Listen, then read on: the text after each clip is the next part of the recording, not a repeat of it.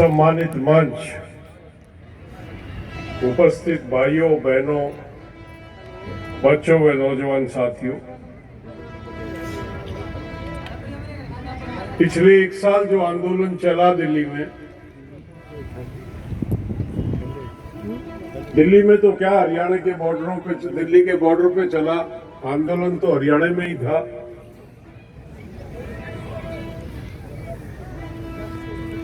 लाखों किसान भाइयों और बहनों ने, जिसमें भाग लिया, हमारे 700 साथियों ने अपना बलिदान दिया।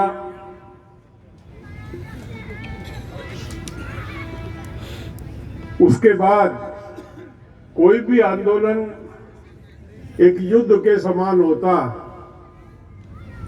और जब युद्ध होता है तो उसमें नुकसान का पहले से आकलन नहीं होता, कितना भी नुकसान हो सकता। यह भी एक युद्ध था और एक अहंकारी से युद्ध था। वो व्यक्ति जो 7 साल से सत्ता में, 14 से 22 आ गया, 8वां साल होने वाला, जिसने तमाम आंदोलनों को कुचला, चाहे वो विद्यार्थियों का हो, मजदूरों का हो, माइनॉरिटी का हो, किसी तरह का भी आंदोलन, और उस व्यक्ति को यह अहंकार हो गया कि तेरे सामने खड़ा होने वाला इस देश में कुछ कोई नहीं है, तू जैसा चाहे वैसा कर सकता। अपने पूरे कार्यकाल में खत्म होते ही आपको आदमी पाऊंगा। वो किसी वर्ग के व्यक्ति से, डेलीगेशन से मिला नहीं। प्रजातंत्र में एक तरीका होता है, सरकार होती है, लोग अपनी समस्याओं को लेके अपने राजनेताओं से, जो सत्ता में होते हैं, उनसे मिलने जाते हैं, अपनी समस्याओं को रखते हैं और चाहते हैं कि उनका निराकरण हो। लेकिन इस व्यक्ति में इतना अहंकार आ गया, इसने अपने आप को तानाशाह मान लिया। बहुत लोगों ने मुझसे कहा कि आपने क्या पाया।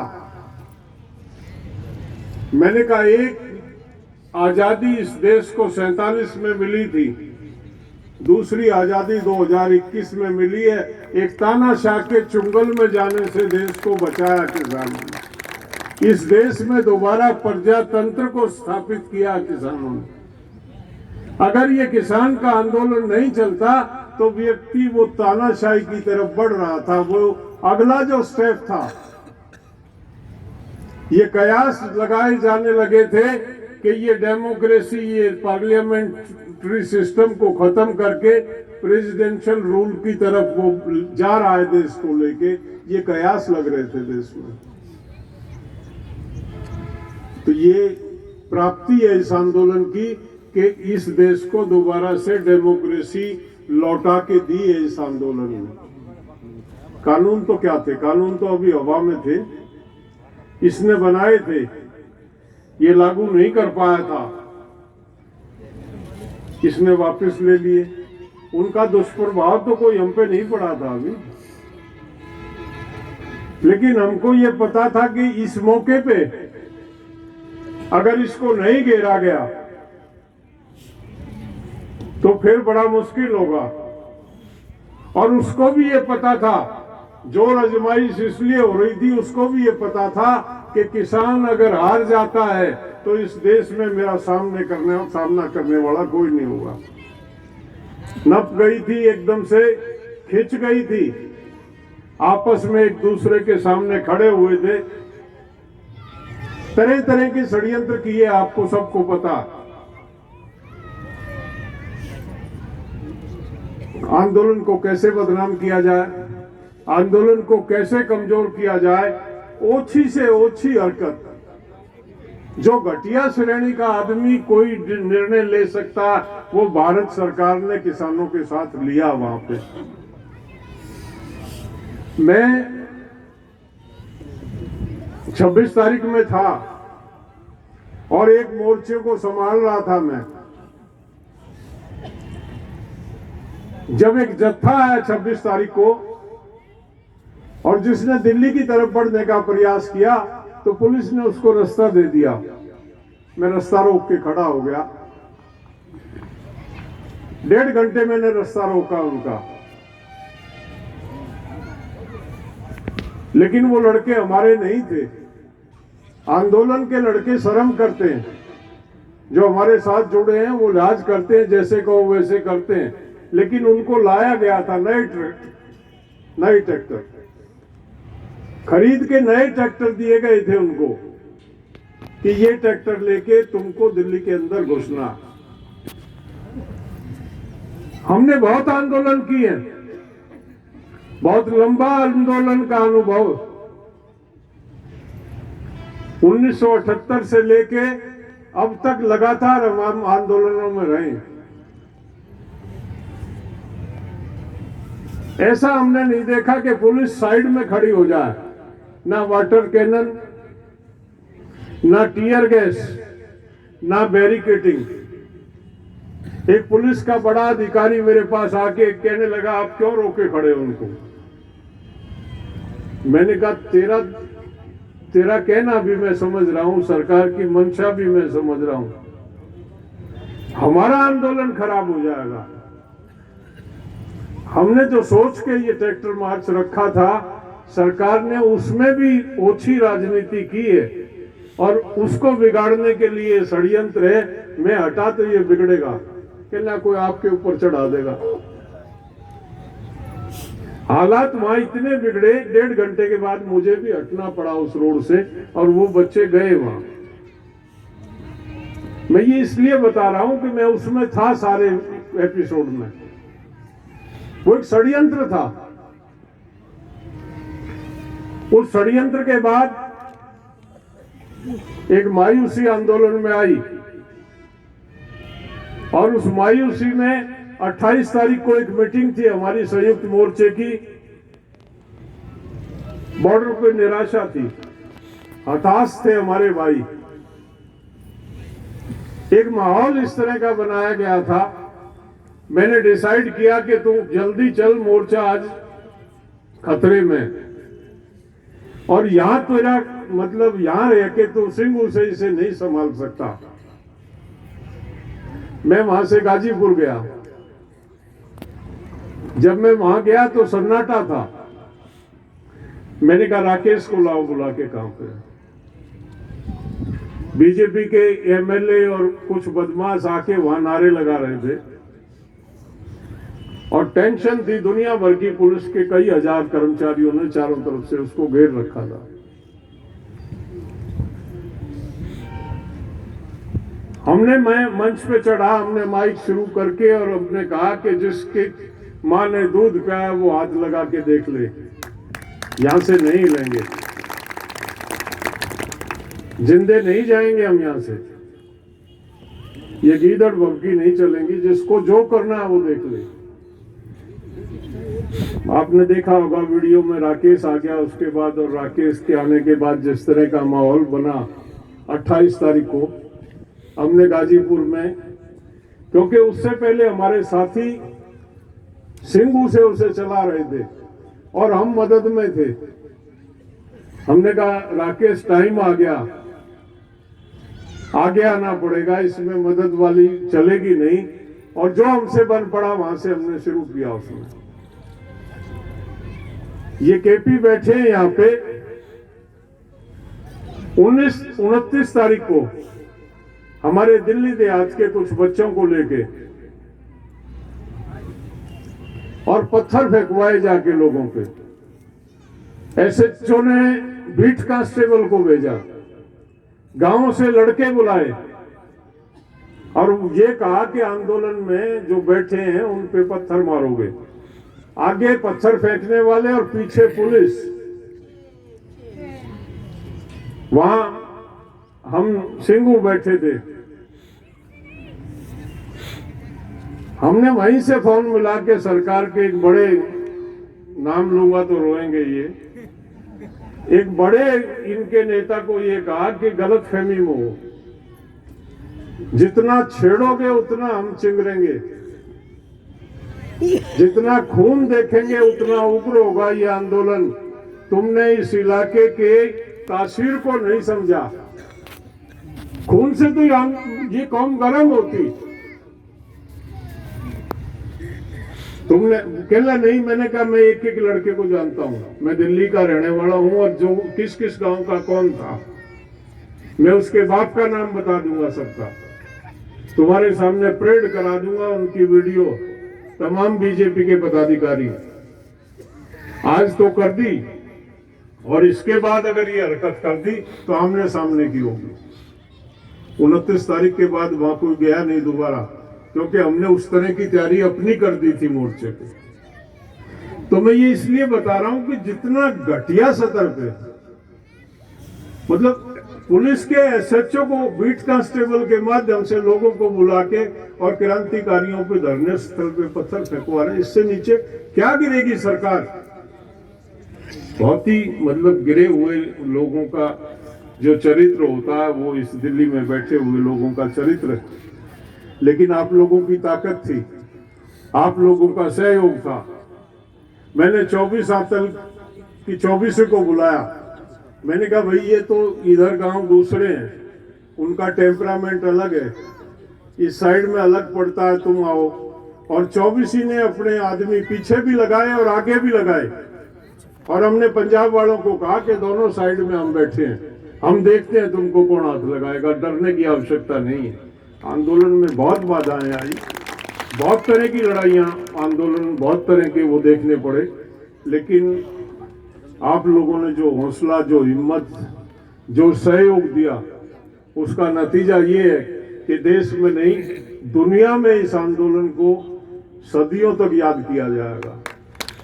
जब ये आंदोलन लिखा जाएगा तो इसमें इसका जिक्र होगा, कभी इतिहास लिखा जाएगा और उसमें इस हरियाणा का जिक्र होगा। पंजाब वाले तो तैयारी से थोड़ी चले थे, उनको नहीं पता था कहां जा रहे हैं और क्या होगा, वो चल दिए। ज्यादातर लोग ऐसे थे जिनको आंदोलन का अनुभव नहीं था, उनको यह भी भरोसा नहीं था कि हरियाणा में किस, क्योंकि उनके 84 के अनुभव थोड़े उल्टे थे। मैं उस जिक्र को यहां नहीं छेड़ना चाहता क्या हुआ था, लेकिन 84 में उनके कटु अनुभव थे तो ज्यादा उम्मीद से नहीं चले थे इधर। लेकिन जिस तरह से हरियाणा के भाइयों ने बॉर्डर में घुसते ही हाथ पांव हाथ लिया और उनके लिए रास्ता बनाते हुए उनको दिल्ली के बॉर्डर तक लेके आ गए, तब उनकी समझ में आया कि मामला कुछ और फिर निरंतर जिस तरह का सहयोग रहा, नहीं टिक सकता था कोई भी आंदोलन हरियाणा अगर इसमें पूरी तौर पे भागीदारी ना लेता तो सवाल ही नहीं होता था। दिन प्रतिदिन माहौल बदलता चला गया और एक भाईचारे की, जिसकी मेरे से पूर्व में एक बात की है, एक मजबूत भाईचारा और वो खड़ी हुई, दीवार खड़ी हुई और जिसकी परिणति एक विजय में हुई।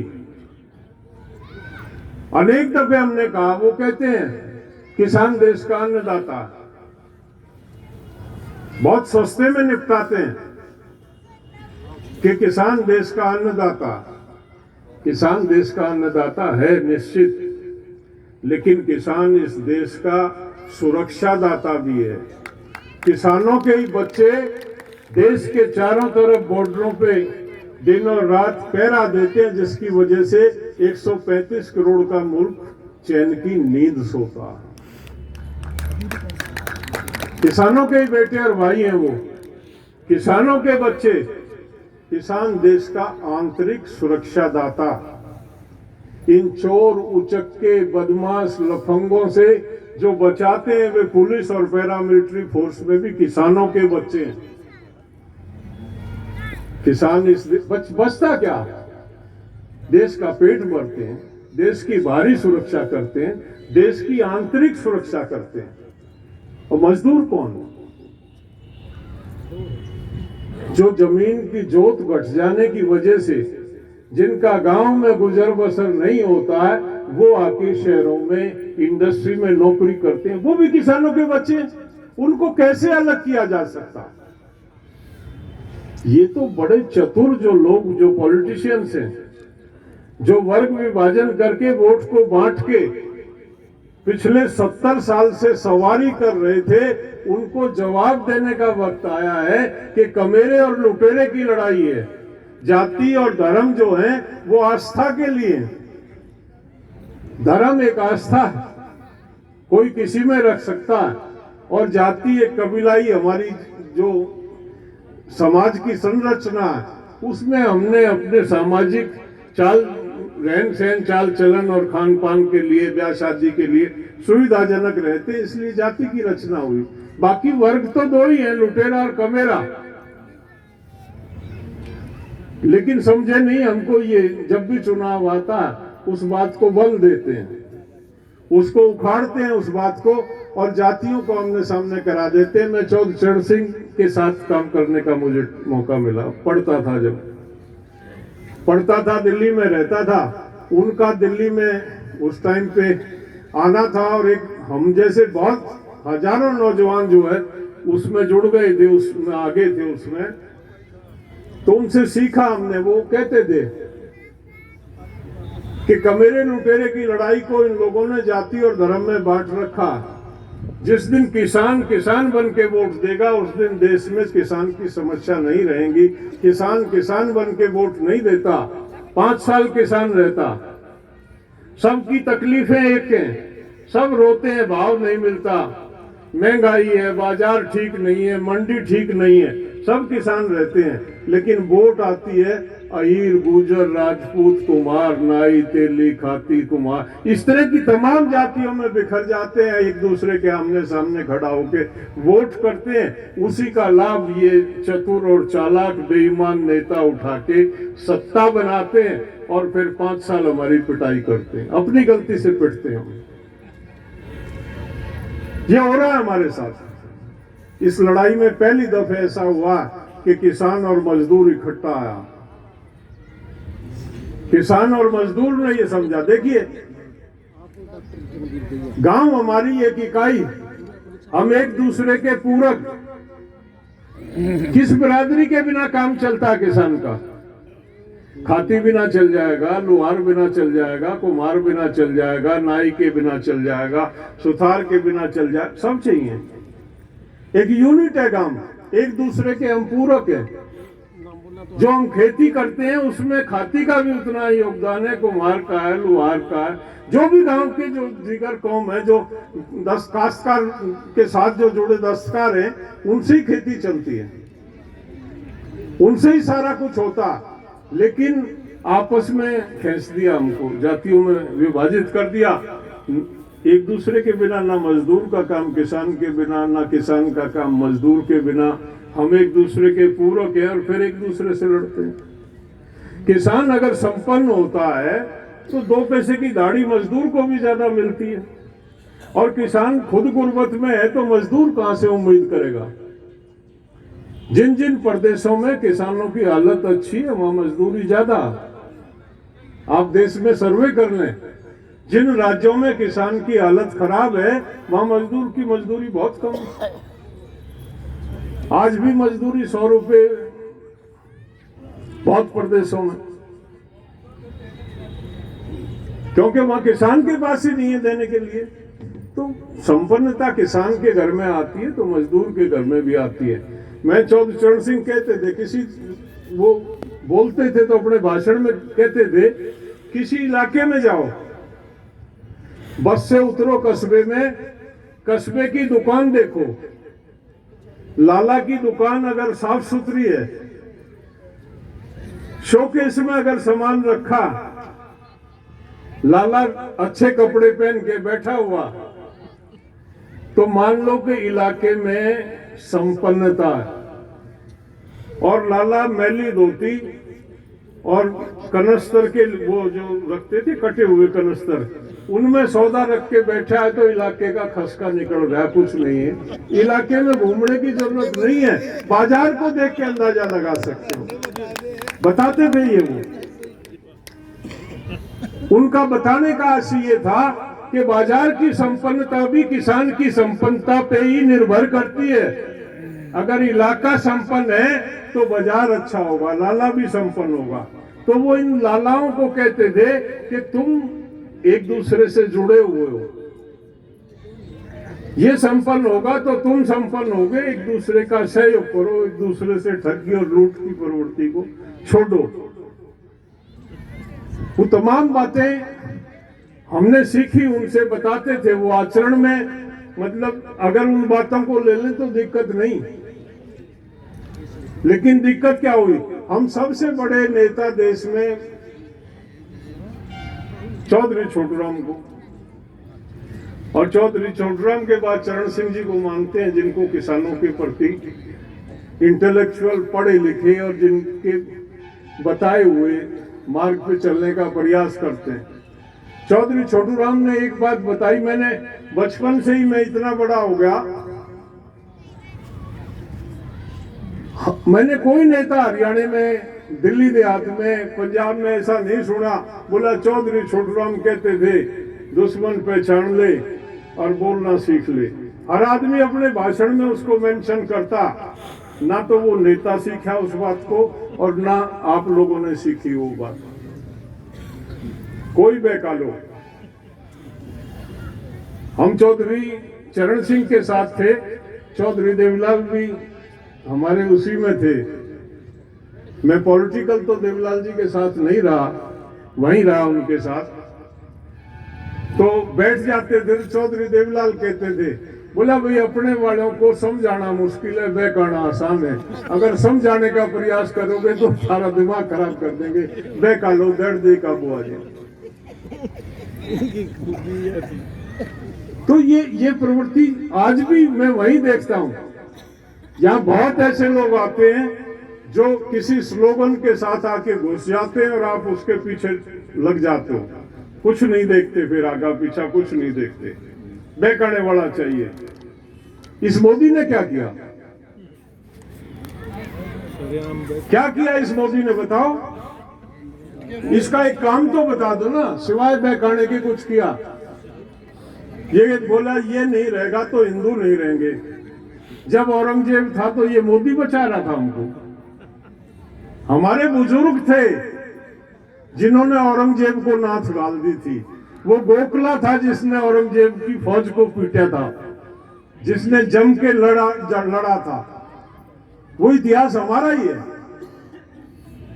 औरंगजेब से जालिम तो नहीं हुआ कोई। अब तो हम डेमोक्रेसी में 135 करोड़ का देश, 100 करोड़ से ऊपर हमारी जनसंख्या, और 20 करोड़ में हम कह रहे हैं, बोला अगर मोदी नहीं हुआ तो ये हमने मुसलमान बना देंगे, फिर मरे जाओ, मरना तो नहीं। अगर 100 करोड़ ने 20 करोड़ पे पिटना है तो फिर जिंदा रहने का हक कहाँ है आपको? कोई खतरा किसी को नहीं। मैं मुजफ्फरनगर में, आप में से कोई था जिस दिन दंगा हुआ, लंगड़े में पंचायत हुई, कोई था? मैं था। मैं उस दंगे को रोकने गया था। मुझे पता था कि ये कुछ नहीं है, भाईचारे को खराब करके एक राजनीतिक जो है दंगा खेल खेला जा रहा है। मेरे साथ कुछ साथी और थे, हम फेल हो गए। सारी उम्र वो दुख भी रहेगा कि उस दंगे को रोक नहीं पाए हम। जिन्होंने वो दंगा कराया था, दूसरे दिन के बाद वो आज तक नहीं दिखाई दिए। और उस दंगे में 6300 बच्चों के नाम थे। FIR थी 6300, नाम तो ज्यादा के थे। हम उन FIRों से उन बच्चों को निकालने में निरंतर हम 5-6 साल लगे रहे।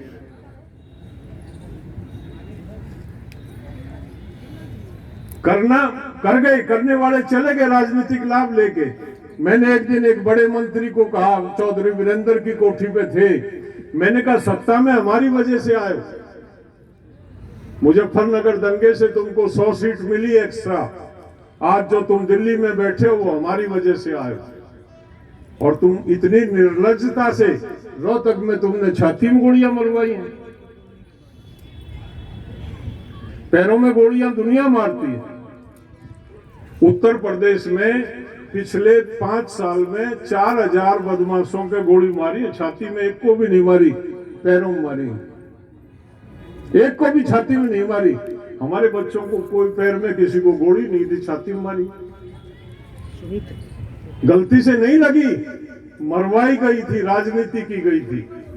और हम फिर नहीं समझते कहां ले जा रहे हैं हम समाज को, किस तरह का समाज हम बनाना चाह रहे हैं। बोर तो नहीं हो रहे, छोटा कर दो, बोलो चलो, जरूरी है ये पत्र, जरूरी है। ये इस तरह की राजनीति कर रहे हैं, हमको बहका रहे हैं। मैं बहुत लोगों से बात करता हूं, बोला 370 खत्म कर दी। मैंने कहा भाई बहुत अच्छी बात, 370 क्या थी ये बता दे, बताओ भाई, कोई जानता हो तो। पढ़े लिखे हैं, यहाँ यूनिवर्सिटी वाले हैं, लेक्चर आ रहे हैं, क्या थी 370? बोला खत्म कर दी। बोला जमीन खरीद सकते हैं वहां। मैंने कहा वो तो 35A में आती है, 35A हिमाचल में भी है, उत्तराखंड में भी है, गुजरात में भी है जहां का ये मुख्यमंत्री था। देश के 16 राज्यों में 35A है, वहां बाहर का व्यक्ति जमीन नहीं खरीद सकता। 370 से जमीन का कोई लेना देना नहीं, वो 35A है। बोला इनका दूसरा झंडा था, उल्टा ले लिया, बहुत अच्छा करा। 2 झंडे नहीं होने चाहिए देश में, झंडा तो एक ही होना चाहिए। लेकिन नागालैंड को 26 जनवरी में झंडा दे दिया, पता है आपको? इसी साल 26 जनवरी में नागालैंड स्टेट को सेपरेट झंडा दिया गया। अगर वो गलत था तो नागालैंड को क्यों दे दिया, और ठीक था तो कश्मीर में पड़ा रहता, हमारे अकेले था। लेकिन आप जवाब नहीं लेते, आप बात नहीं करते। मैं चला गया, मैं जाट महासभा का भी जनरल सेक्रेटरी हूं। जाट महासभा की इकाई है जम्मू कश्मीर में। 8 लाख जाटों की आबादी है जम्मू कश्मीर में, जो पठानकोट से शुरू होके और पीर पंजाल तक बॉर्डर के साथ साथ है। आरएसपुरा में हमारा ऑफिस है। 370 खत्म नहीं हुई थी, मैं गया, वहां जाट महासभा का सालाना जलसा था। वो कहने लगे 370 खत्म होगी तो हम मर गए। मुसलमान नहीं थे वो, मंगा क्या है, कहना बॉर्डर की स्टेट है। ये नहीं पता रात को किस टाइम घोड़ा आ जाए, गोली आ जाए, फायर आ जाए। सारी रात सामने बोला वो रहा बॉर्डर, सीधा फायर आता। साल में 3-4 दफे हम घर छोड़ के पीछे भागना पड़ता। बच्चों की शिक्षा, खेती, पशु सब बर्बाद होते हैं। उसके बदले में 370 के माध्यम से कुछ मदद मिल जाती है, और ये 370 खत्म कर रहे हैं। खत्म होगी तो बड़ा नुकसान होगा। तो हम लोग यहाँ बैठे, हमें पता ही नहीं कि भाई कश्मीर में कौन कौन है। ले में बौद्ध हैं, JNK में हिंदू पॉपुलेशन है मेजर, इसमें पठानकोट, ये जम्मू पठानकोट और उधम सिंह नगर तक। वैली में मुसलमान हैं। मुसलमान भी 2 कैटेगरी के हैं, वैली वाले जो नीचे वाले हैं और जो कारगिल वाले हैं, उनमें अंतर है। तो मेरा कहने का मतलब ये है कि बिना सोचे समझे हम लग जाते हैं। कश्मीर क्या है, कश्मीर कैसा, लग गए, बोला राम मंदिर बना दिया। भाई किसको राम मंदिर से किसको रोटी, यहां मंदिर है ना, किसी के घर आता है अनाज गरीब के, किसी के घर कुछ आता है क्या? क्या लाभ है ये मंदिर है यहाँ उनका आपको? राम का ये हो गया। मेरे को बहुत लोग कहते हैं, बोला भाई तुम तो हिंदू नहीं। मैंने कहा हिंदू कौन देगा सर्टिफिकेट, बता भाई। हमने तो पैदा हुए जब तो सुना है हम हिंदू हैं, वो सर्टिफिकेट कौन देगा? बीजेपी के दफ्तर से सर्टिफिकेट मिलता है हिंदू का। ना तो हिंदू नहीं, राम के भगत नहीं है। हमसे ज्यादा राम भक्त है कोई? हम सुबह उठते ही राम राम, जो मिल गया गली में चले गए, एक मिला 10 मिले 100 मिले, राम राम भाई। हमसे ज्यादा राम का नाम कोई नहीं लेता। जो हमारी ये कल्चर है उत्तर भारत की, इसमें तो राम कण कण में है। हर आदमी की आत्मा में राम। कोई भी शुभ काम करते हैं, गाड़ी जोड़ी ले राम का नाम, हड़ जोड़ा ले राम का नाम, कोई भी शुभ कार्य करना बोला ले राम का नाम। लेकिन मंदिर में नहीं जाते हम, वो मूर्ति पे पानी नहीं डालते। ये हमारा है, हमारा राम अलग। हम अपने राम को साथ रखते हैं और ये राम को बिल्डिंग के ढूंढ में रखते हैं, पानी डालते हैं। राम से इनका कोई लेना देना नहीं, उसकी दुकान चलाते हैं। हमारी कल्चर, हमारा पुराना पढ़ो, अपने पूर्वजों को पढ़ो ना। इस क्षेत्र में कभी रहा ही नहीं है जातीय संकीर्णता और धार्मिक संकीर्णता। लेकिन आज जिस तरह से हम फंस रहे हैं, मैं देखता हूं ये मेरी माताएं बहनें ढोलक की खाल तारते हैं और चिमटा बज रहा, भगवान ने उसमें ढोलक में ढूंढ रही है। किस नहीं लेना देना, चुगल चपट, कोई मतलब नहीं। कहां जा रहे हैं हम?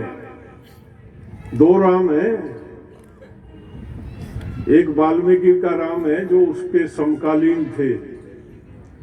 वाल्मीकि ने लिखा मर्यादा पुरुषोत्तम श्री राम। भगवान नहीं लिखा उसने, मर्यादा पुरुषोत्तम श्री राम। और एक व्यक्ति 15वीं शताब्दी में पैदा होता, कल्पना करता, अयोध्या से उसका लेना देना नहीं, चित्रकूट पे है वो, कल्पना करके किताब लिखता, उसमें मर्यादा पुरुषोत्तम को भगवान राम बना देता। ये इन दुकानदारों को, ढोंगियों को सूट करती है। वो संस्कृत में है ग्रंथ, हम उसे पढ़ नहीं पाते। ये खड़ी बोली अवधी भाषा में, इसके दो है वो थोड़े से ठीक ठाक थे, अच्छी ले बने थी। लोगों ने इसका धंधा बढ़ा लिया और वो पार्टियां बढ़ गई, रामलीला करने लगी। असली रामायण को और राम को भूल गए और उसमें एक नकली सौदा उसको उठाए घूम रहे हैं और हमारा आप गुत्थम गुत्था हो रहे हैं, लड़ने लग रहे हैं। पहले समझ तो लो राम कौन। हम राम भक्त हैं, हमें सर्टिफिकेट लेने की जरूरत नहीं। हमारे आचरण में राम, हमारे कर्म में राम। उस मर्यादा पुरुषोत्तम था। हम मर्यादा पे चलते हैं, हम झूठ नहीं बोलते, मदद करते हैं। दुख दर्द में कोई आदमी हो उसको सहारा देते हैं। गांव ग्वांड के दुख को अपना दुख मान के हम एक दूसरे के दुख और सुख में सम्मिलित होते हैं। हमसे बड़ा राम भक्त कौन है? और ये हमको कह रहे हैं तुम। मैं अभी आ रहा था गाड़ी में, ये लड़के मेरे साथ थे, 15-20 नौजवान। आगे एक रेडी में मूर्ति धर रखी और पीड़े पटके पे रेपाया जान लाग रहे। मैं बोला देखिए बेचन लाग रहे राम ने, के काटेंगे? जवान बालक हैं, समाज में झाड़ू लेके सड़क ने साफ करें तो कम से कम रास्ते से गंदगी तो हट जाएगी। इसमें क्या मिलेगा इनको? करते तो समझो आंदोलन खत्म हुआ नहीं हुआ, रेस्ट दिया। जब हम बात कर रहे थे तो हमारे कई उत्साही साथी थे, बोला चालन दो ही बे। तो मैं कहने लगा सिकंदर जब दुनिया जीतने आया, पोरस को हरा दिया। हारा नहीं था, जीता था वो सिकंदर। लेकिन उसकी फौज ने कहा बहुत दिन हो गए जी, आगे जाने का मन नहीं। तो उसने निर्णय लिया,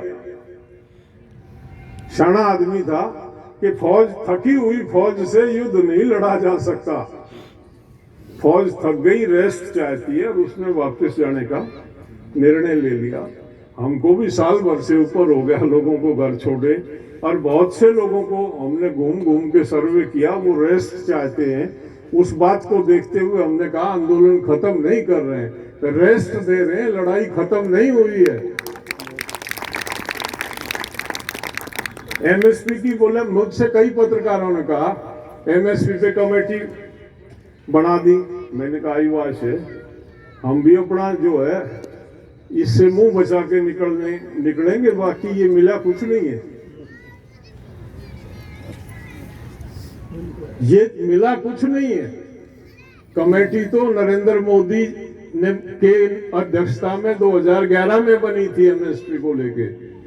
नरेंद्र मोदी की कमेटी की रिपोर्ट है कि एमएसपी को कानूनी गारंटी दी जाए। अपनी रिपोर्ट, जिस कमेटी का ये चेयरमैन था उस कमेटी की रिपोर्ट इसके दफ्तर में रखी है, उसको लागू नहीं कर रहा, दूसरी कमेटी बना रहा, लगा देगा। जो आदमी अपनी रिपोर्ट को लागू नहीं कर रहा है वो किस कमेटी को? मैंने कहा गलत फहमी में नहीं है, हम तो अपनी फौज को रेस्ट दे रहे हैं, दोबारा आएंगे फिर लड़ना पड़ेगा। थोड़ी बहुत इसमें अकल होगी, समझ होगी तो इतना बड़ा मोर्चा नहीं लाना पड़ेगा। जिस दिन आप अंगड़ाई लोगे और जिस दिन आप तैयार होगे ये कहोगे कि हमारे, शायद उस दिन ये काम होगा, हो जाएगा। लेकिन एक दफे उठना पड़ेगा, एक दफे ये संदेश दिल्ली में जाए कि आपने कमर कस ली, हथियार उठा लिए और आप जो है मोर्चे की तरफ बढ़ रहे हैं। बढ़ने से पहले एमएसपी लागू हो जाएगी, ऐसा मेरा भरोसा और मेरा अनुभव। मोर्चे को सशक्त करना होगा, मोर्चे में जुड़ना पड़ेगा। बड़ी जीत है, आप बधाई के पात्र हैं सारे। सबका सहयोग, कोई शारीरिक तौर पे सहयोग कर रहा था, कोई मानसिक तौर पे जुड़ा हुआ था, कोई आर्थिक मदद कर रहा था। सबका सहयोग है, लाखों लोगों का सहयोग है इसमें। एक व्यक्ति का काम नहीं था इतने बड़े युद्ध को सहन करना, या संयुक्त मोर्चे के 30-40 नेताओं के बूते का काम नहीं था। और हरियाणा के लोगों का तो मैं बार बार कह रहा हूं कि विशेष योगदान था। मैं चौधरी टिकैत के साथ बहुत साल रहा बाद में। वो मुझे कहते थे भाई आंदोलन, किसान आंदोलन देश में उस दिन बढ़ेगा जिस दिन हरियाणा खड़ा हो जाएगा। और वो सालों मुझे लेके आते रहे, बोला चल उससे मिलेंगे, उससे मिलेंगे और हरियाणा में आंदोलन को खड़ा करेंगे। लेकिन किसी ने पैर लिए नहीं। हरियाणा का आदमी देर से उठता, चुटकी भरी जाए ना तो गर्म होता है, वैसे आराम का जब वो माहौल तो नहीं खड़ा होता, तो नहीं कर पाए। लेकिन आज उनकी आत्मा शायद खुश होंगी कि हरियाणा उठ खड़ा हुआ। और हरियाणा जब उठ खड़ा होता है तो देश में वो जो जवाहरलाल नेहरू ने कहा था, वो मैं कई दफे कहता हूँ, वो शायद हरियाणा की वजह से कहा था कि देश के, दिल्ली के चारों तरफ एक ऐसी कौम बसती है जिस दिन संगठित हो जाए दिल्ली में जो राज करता है उसको राज छोड़ना पड़ेगा, बशर्ते वो संगठित हो जाए। तो आपने वो ट्रेलर दिखाया, पिक्चर अभी बाकी है, बहुत समस्याएं, बहुत विषय हैं, बहुत लंबी लड़ाई है आप सब। और इस आंदोलन की उपलब्धि, किसान मजदूर साथ आए, जिनमें खाई बना रखी थी वोट वालों ने। गांव में जाते थे और गांव में अलग अलग बांट देते थे, किसान एक तरफ और मजदूर वर्ग, दस्तकार वर्ग एक तरफ, सब इकट्ठे आए। इस लड़ाई में नौजवान आया। मैं किसान यूनियन की मीटिंग करता था और मैं ऑब्जर्व करता था, 90-99% बुजुर्ग आते थे, 2-4% नौजवान आते थे। इस लड़ाई में नौजवानों ने बढ़ चढ़ के हिस्सा लिया।